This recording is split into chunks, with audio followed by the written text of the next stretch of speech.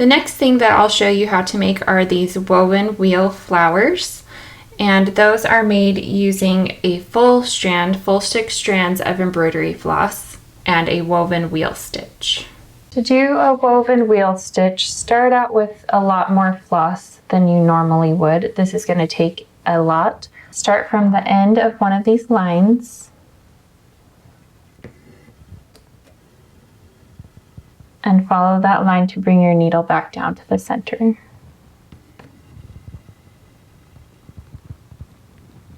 Continue to do that for each of these lines. You should have an odd number of lines. If you're doing a bigger flower, you might want to do more lines than just the 5 that I have here. I wouldn't do less than 5 though.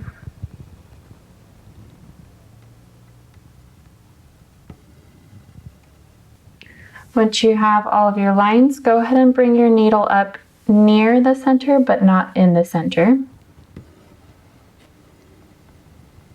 And what we're going to do is a weaving pattern all around the entire wheel, hence the name woven wheel.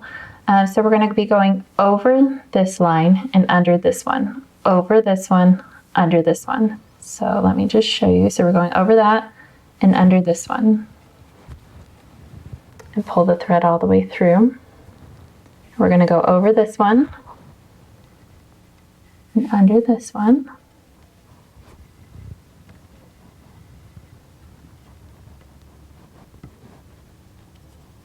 Over this one, under this one.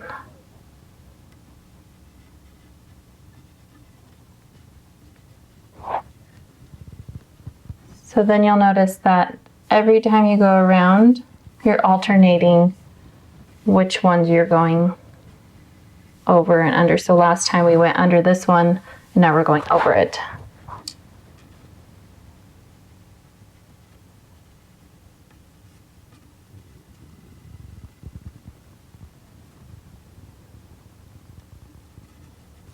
If you run out of thread while you're stitching your woven wheel, you can go ahead and, so we just went under this line and now we're going to go over this one and go to the one that you would go under next. And instead of going under it, just take the needle and push it through in that spot to the back of your hoop.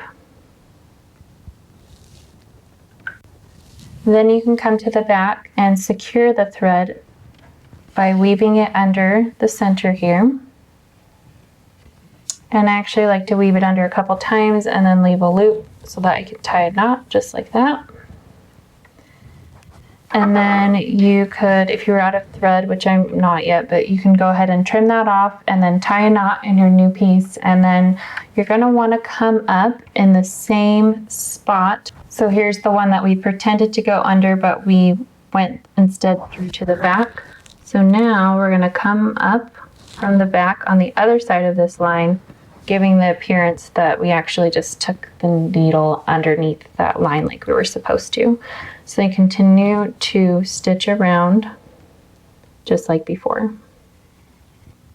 As your flower gets bigger, your needle or the thread might have a tendency to try and go over the top of the flower like this, and you don't want it to do that. So if it starts to do that, just kind of guide it off to the side like that and make sure it ends up going around the flower and not across it. As you're stitching this, be careful that you also don't pull your thread too tight, otherwise it's going to end up going underneath your work. You want it to be secure, but not so tight that it's going to distort your shape that you're making. Once you've covered up all of those lines, go ahead and go to the one that you would have gone under again, and bring your needle through to the back instead of going under. Once you're at the back, secure your thread by bringing it up through the middle a couple of times, leaving a loop there and tying a knot.